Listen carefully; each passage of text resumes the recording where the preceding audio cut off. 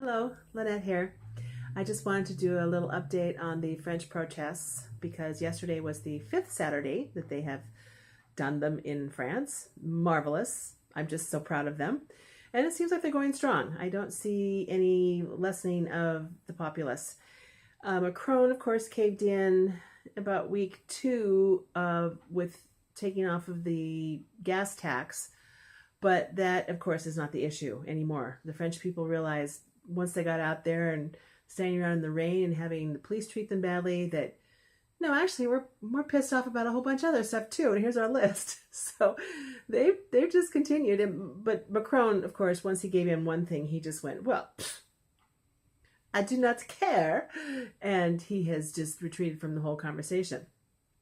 Something I found when I was looking at a few things was Alex Jones did a report on a letter that was sent by a French general, signed by 10 other generals and 3 other high-ranking people, to Macron right before the Global Migration Pact was about to be signed. And as it turned out, Macron signed that agreement, but these generals wanted to make their point about how bad this would be for France. And I will put, there was a YouTuber that picked up the Jones report on it, and at the bottom of, you can find within his channel the complete letter. It's a translation. It's pretty understandable. There's a little part that got kind of lost there, but for the most part, it's not very long. So if you wanted to read the real letter. Anyway, I wanted to talk about a few points that they made that were very interesting to me. One is they said that Macron, in signing this Global Migration Pact, would put a huge financial burden on the people of France, which he already has, of course, by letting all these millions of immigrants in. It's just what it's costing this country, and all the countries in Europe for that matter, in healthcare and education and housing and food and you name it. They get everything paid for. They actually get 8.5 in France, 8.5 euros a day for pocket money.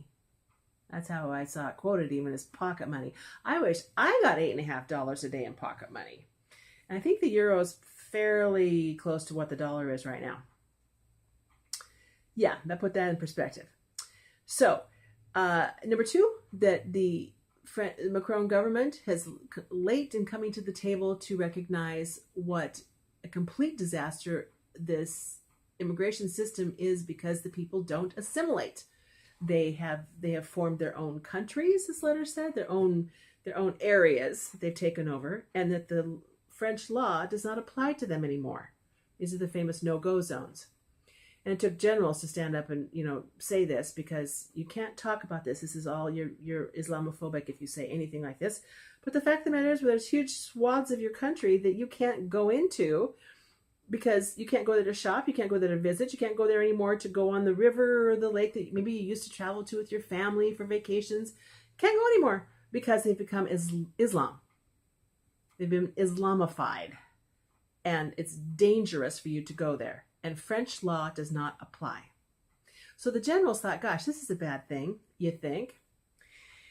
Number 3 was it strips France of more sovereignty and gives reasons for an already battered people to revolt. In other words, the generals were recognizing this from a military standpoint that, gosh, we have people basically warring out in our streets, in our cities, with, bricks and bats and causing all sorts of chaos, and the police are responding in kind, but police are behaving more badly than the protesters are. And it took a general to realize this can't stand within our country. This is civil war. And gosh, Macron, you're giving the people the reason to do this, which is true. So right now, Macron's approval rating is at 18%. That's down significantly from just a month ago.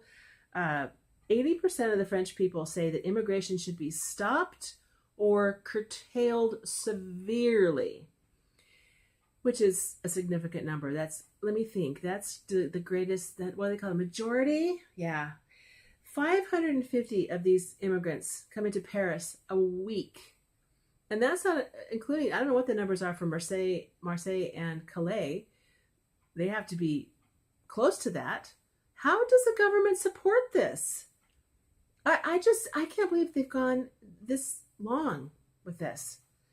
The Italian parliament was debating on something for Matteo Salvini. It was a law that he did for immigration.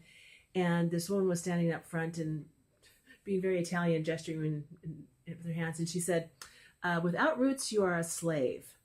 And I think that this is so beautifully said as far as the globalists in Europe want every country to be just the same. They want to bring it all down to a level. They're not trying to raise up these third world immigrants up to the European level. That's not their end goal. Their end goal is to bring down the Europeans to the level of the third world immigrants.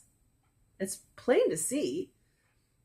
So what's going to happen here with all of this? I have no idea. Belgium and Netherlands has joined in the Yellow Vest protests. Canada, across Canada, there's been several marches too. I think it'd be great if America joined in, but we'll see. We're not quite at that point yet. Never can tell. If you've got a yellow vest, I've got a yellow vest. I'm going to put it in the front of my car on the dash when I park. Hopefully my windshield won't get broken. But anyway, keep your ear peeled. It's very, very interesting. Thanks for watching. Bye-bye.